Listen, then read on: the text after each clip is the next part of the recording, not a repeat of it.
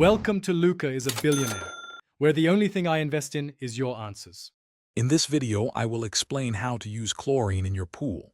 First, understand the different types of chlorine available, like stabilized and unstabilized. Next, measure your pool's volume accurately to determine the correct dosage. Always test your water chemistry before adding any chemicals. Aim to maintain a free chlorine level between 1 and 3 parts per million for a healthy, clean swimming environment. When selecting chlorine, you have a few options. Stabilized chlorine, often in tablets or granular form, includes cyanuric acid to protect it from the sun. Unstabilized chlorine, like liquid bleach, acts fast but dissipates quickly.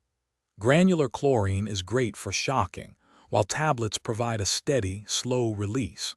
Choose the type that best suits your pool's needs and your maintenance routine.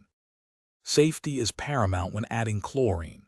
Always wear protective gloves and eyewear. When mixing, remember to add chemicals to water, not the other way around, to prevent dangerous reactions. For granular chlorine, broadcast it evenly over the pool surface. Tablets should be placed in a floating dispenser or your skimmer basket for a controlled release, ensuring even distribution and safety.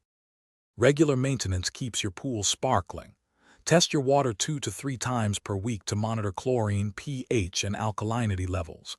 Adjust chlorine as needed, especially after heavy use or rain. Shock your pool weekly or more often if it looks cloudy to eliminate contaminants.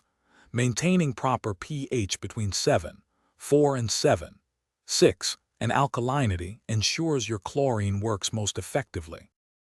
Thanks for watching and please subscribe. It's the best investment you'll ever make.